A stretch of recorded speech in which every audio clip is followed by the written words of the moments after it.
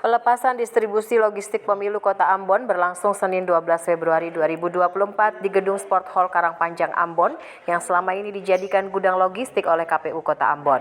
Penjabat Wali Kota Ambon Badwin Watimena didampingi Kapolresta Ambon dan Dim 1504 Ambon, Ketua KPU Provinsi Maluku dan Ketua KPU Kota Ambon, Ketua Bawaslu Provinsi Maluku dan Ketua Bawaslu Kota Ambon, serta sejumlah komisioner Bawaslu melepas pendistribusian logistik pemilu tersebut.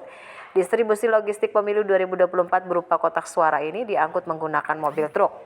Ketua KPU Provinsi Maluku Syamsul Rifan Kubangun berharap tidak ada keterlambatan dalam pendistribusian logistik, mulai dari kelengkapan logistik maupun hal-hal lainnya. Distribusi logistik ini dapat berjalan aman hingga sampai di masing-masing kecamatan. Para petugas juga dapat mengamankan kotak suara yang telah didistribusikan.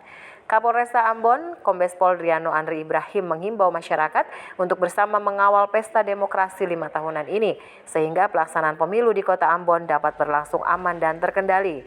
Kapolresta menegaskan terlaksananya pelaksanaan pemilu di Kota Ambon ini merupakan tolak ukur pelaksanaan pemilu di Maluku. Pihak kepolisian siap sedia sejak 4 hari lalu telah melakukan cipta kondisi maupun pergeseran pasukan guna mengamankan pemilu. Penjabat Wali Kota Ambon Badwin Watimena saat melepas resmi logistik pemilu 2024 di Kota Ambon mengatakan seluruh rangkaian tahapan pemilu di Kota Ambon dapat dilaksanakan dengan baik.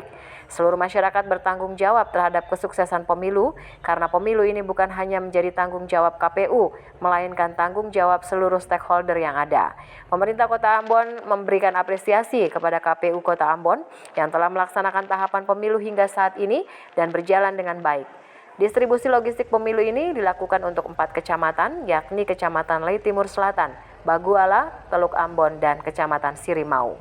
Christine Sipahelut Kurniawan melaporkan.